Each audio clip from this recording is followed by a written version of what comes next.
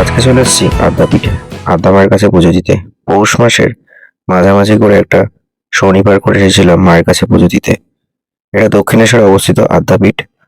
ছোট মন্দিরটি তৈরি হয়েছিল 1915 সালে, আর বড় মন্দিরটি শুরু হয় 1960 সালের দিকে, এবং 1968 সালে মন্দিরটির কাজ সম্পূর্ণ হয়।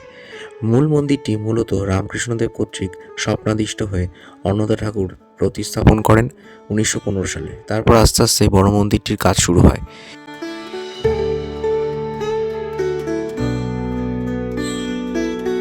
পরবর্তী ক্ষেত্রে আদ্যাপীঠ একটা বড় সমাজ কল্যাণমূলক সংস্থায় পরিণত হয়, রামকৃষ্ণ আদ্যাপীঠ সংঘ, যারা মূলত বিভিন্ন রকম সেবামূলক কাজের সাথে ব্রত হয়ে আছে। এখন বর্তমান প্রেসিডেন্ট মোরাল ভাই। তো আদ্যাপীঠে শনিবার পৌষ মাস উপলক্ষে যথেষ্ট ভিড় ছিল।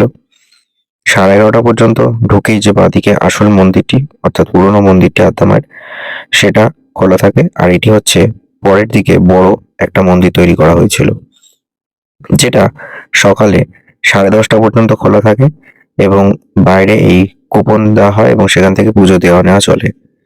তারপর বন্ধ হয়ে যায়।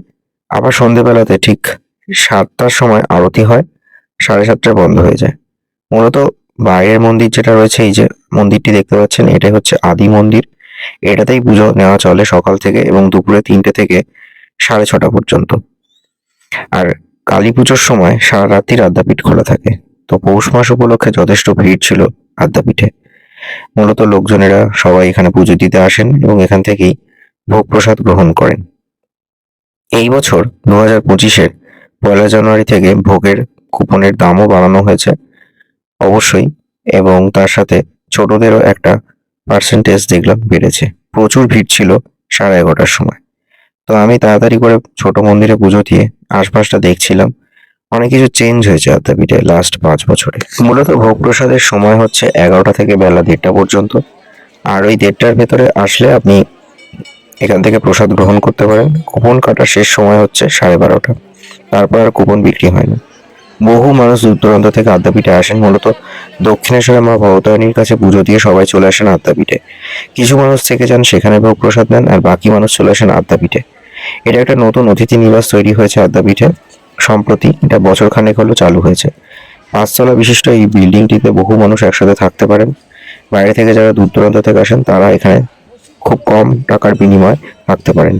আর 3 বেলা তো এখানে এমনি প্রসাদ দেওয়া হয়, তো সহজেই এখান থেকে মানুষ থাকা খাওয়া করে নিতে পারেন। এই অতিথি নিবাস ছাড়াও পেছন দিকে আরো একটা ওদের গেস্ট হাউস হয়েছে, সেটা অনেক আগে। এটা সম্প্রতি আমাদের সিএম মমতা বন্দ্যোপাধ্যায় সে উদ্বোধন করে যান গত বছরে। তো যেটা বলছিলাম যে এই অতিথি নিবাসের পাশে দেখলাম বেশ ভালো ফুল টুল দিয়ে সাজিয়েছে।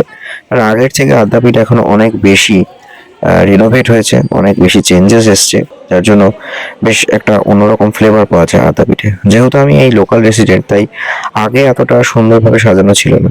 উল্টো দিকে দেখতে পাচ্ছেন রাধাকৃষ্ণের মন্দির রয়েছে, এবং পাশেই রয়েছে অন্নদা ঠাকুর এবং তার স্ত্রী মণিকুন্তলার দুজনের মূর্তিও। এই যে দেখতে পাচ্ছেন মণিকুন্তলা, ইনি হচ্ছেন অন্নদা ঠাকুরের স্ত্রী। এখানে তার নিত্য পুজো হয়। এখানে তার একটি মর্মর মূর্তি রয়েছে। আর এদিকে রয়েছে অন্নদা ঠাকুর, তারও একটি মর্মর মূর্তি রয়েছে, সেখানে নিত্য পুজো হয়ে থাকে। তো মূলত এই অন্নদা ঠাকুরকে স্মরণ করেই তো এই আদ্যাপীঠের সূচনা। এবং বিভিন্ন বই রয়েছে, সেগুলো থেকে জানতে পারা যায় যে অন্নদা ঠাকুর এই আদ্যাপীঠ তৈরির ক্ষেত্রে তার অবদান কি কি ছিল না।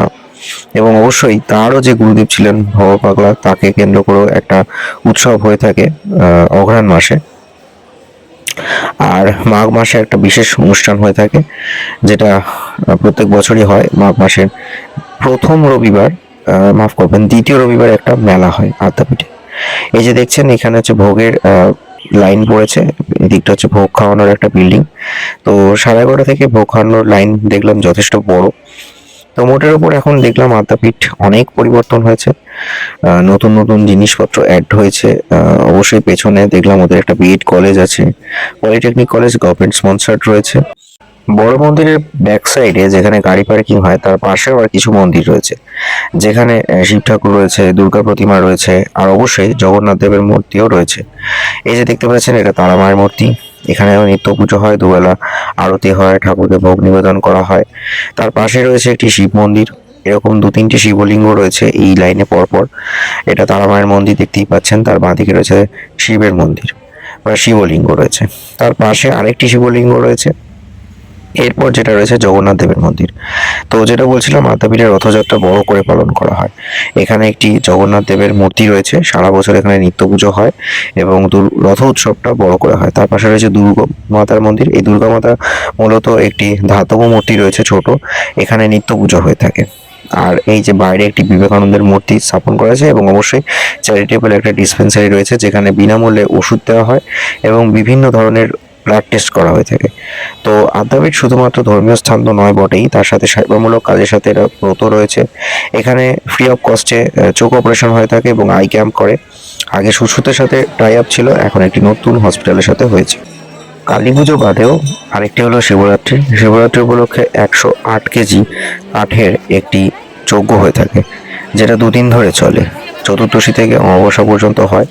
তো যে কেউ এসে ঘুরে যেতে পারে। শিবরাত্রির দিন সারারাত্রি মন্দির যেখানে বহু মানুষ আসে জল ঢালের, অনেক রকম সাহায্য পেয়ে থাকেন। এখানকার কর্তৃপক্ষ যথেষ্ট মানুষের সাথে ভালোভাবে ব্যবহার রাখেন এবং যে কেউ এসে এখানে থাকতে পারেন, ভোগ প্রসাদ গ্রহণ করতে পারেন।